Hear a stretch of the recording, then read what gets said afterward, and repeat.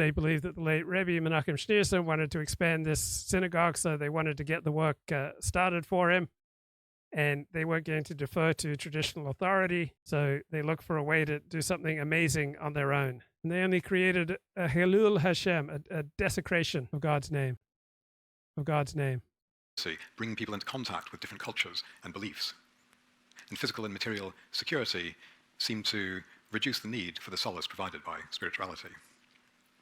Now, whether any or perhaps all of these factors... Yes, the tunnel diggers are basically the National Justice Party of the Chabad Lubavitch sect. Right, they're the equivalent of Mike Enoch and Eric Stryker. National Justice Party of the Chabad Lubavitch sect. Right, they're the equivalent of Mike Enoch and Eric Stryker. Operate, it's clear that there's something about the process of modernization that does cause problems for religion. Moreover, it's very difficult for religion to bounce back.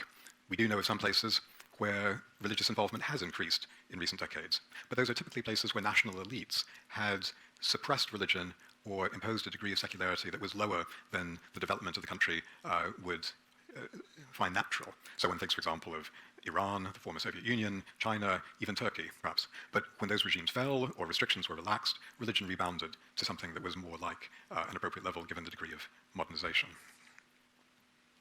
So the secular transition is underway, but why should it be irreversible? I think the key reason is that people with no religion have great difficulty in acquiring one. And if you're wondering why that's the case, it might help in understanding this to think about a religion that's not your own. Now, I'm going to guess that most of you watching aren't Hindu. Apologies to those of you who are, you can think of a different religion. But here, as an example, are some of the Hindu deities. And here are some scenes of Hindu worship. Now, some of you may decide that Hinduism is the faith that you've been looking for, but I suspect that for most of you, it seems a bit exotic, strange, maybe even slightly scary. And I suggest that that's the position that a large proportion of young adults in the West are in. So I was raised a Seventh-day Adventist Protestant and once stepped into a Roman Catholic church about 35 years ago, and it was strange.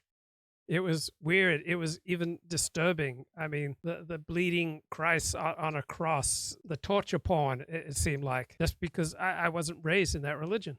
With respect to any religion. They weren't brought up going to church, and they don't feel comfortable attending.